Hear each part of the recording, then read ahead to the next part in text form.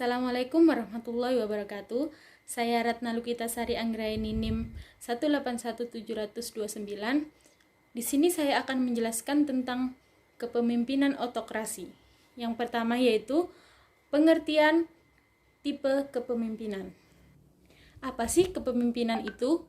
Kepemimpinan adalah sebuah kemampuan yang dimiliki oleh seseorang untuk mempengaruhi orang lain. Selanjutnya, kepemimpinan otokratis.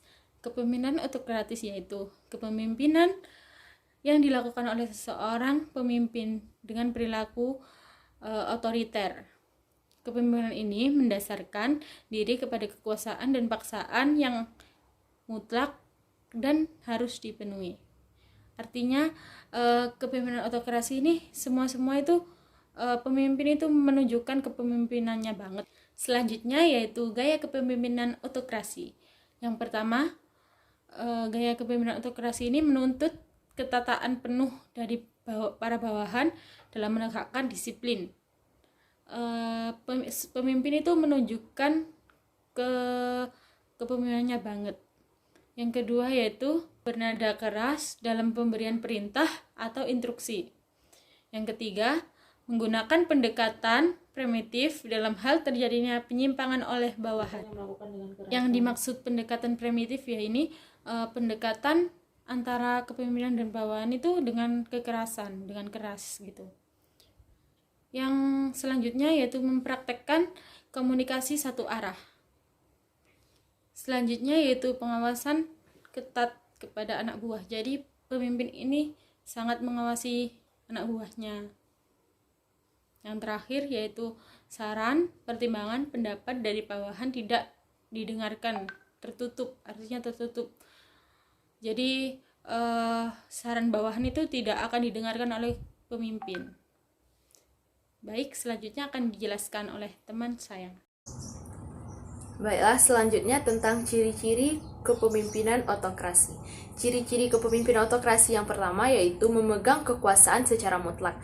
Artinya di sini adalah pemimpin berwenang dalam memutuskan segala sesuatu itu secara mutlak. Tidak ada campur tangan dari bawahan dan dia tidak juga butuh suara dari bawahan. Yang kedua adalah kekuasaan dipusatkan pada diri pemimpin. Artinya di sini segala sesuatu atau apapun yang diputuskan oleh pemimpin itu terserah pada pemimpin, dan segala sesuatu yang berhubungan dengan kekuasaan semuanya atas pilihan pemimpin. Yang ketiga yaitu memutuskan sendiri ide, rencana, dan tujuan dalam organisasi. Dalam berorganisasi, kita pasti membutuhkan ide-ide, rencana-rencana yang akan dicapai, dan juga tujuan. Nah, di sini pemimpin memutuskan sendiri semua hal tersebut dan bawahan tidak berhak untuk memutuskan apapun. Yang selanjutnya yaitu memilih kebijakan sendiri. Nah, kebijakan yang diterapkan pemimpin pada perusahaan atau pada suatu organisasi itu adalah apa yang telah dipilih pemimpin. Yang kelima yaitu menetapkan keputusan sendiri. Selanjutnya yaitu kelebihan dan kekurangan kepemimpinan otokrasi. Sebenarnya, dalam kepemimpinan otokrasi kita tidak hanya mengenal yang namanya kekurangan, tetapi dalam kepemimpinan otokrasi juga ada kelebihan. Berikut ini adalah kelebihan dan kekurangan kepemimpinan otokrasi. Yang pertama yaitu keputusan diambil secara cepat. Karena keputusan diambil oleh pemimpin sendiri, jadi dalam kepemimpinan otokrasi waktu yang digunakan lebih efektif dan efisien karena semua keputusan telah diambil secara cepat.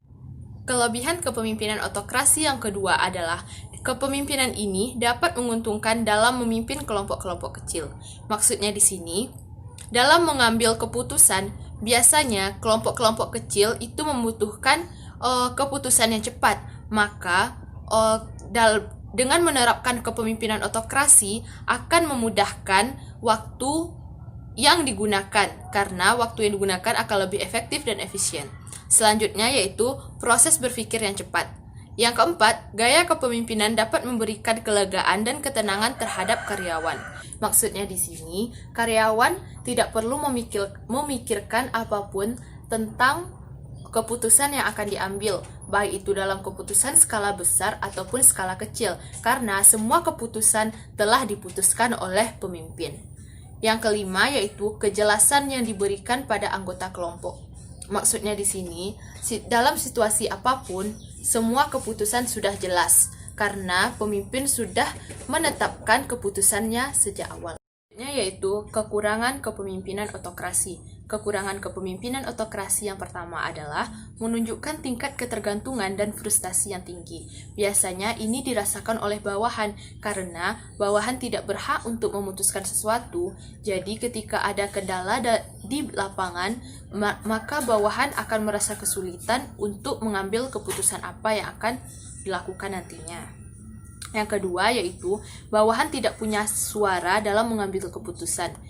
Biasanya hal ini akan berdampak buruk karena ketika bawahan tidak memiliki suara dalam mengambil keputusan, maka bawahan akan merasa dia tidak dibutuhkan dalam organisasi tersebut. Yang ketiga yaitu pendapat karyawan tidak pernah didengar. Hal ini sangat buruk karena bawahan merasa dia bukanlah siapa-siapa dalam organisasi, sehingga akan memperburuk keadaan ketika terjadi permasalahan. Yang keempat, menciptakan budaya ketergantungan. Nah, di sini bawahan sangat bergantung kepada pemimpin, karena pemimpin punya kekuasaan mutlak dan penuh terhadap suatu keputusan. Maka bawahan sangat tergantung kepada apapun yang telah diputuskan oleh pemimpin. Yang kelima, lingkungan yang kaku. Maksudnya di sini, antara karyawan dan pemimpin tidak mempunyai hubungan yang bagus. Biasanya, hubungan yang mereka miliki adalah hubungan yang kurang bagus karena pemimpin lebih mementingkan pendapatnya sendiri. Yang keenam dan yang terakhir adalah akuntabilitas dan motivasi para anggota tim dapat menghilang. Sekian dari saya. Assalamualaikum warahmatullahi wabarakatuh.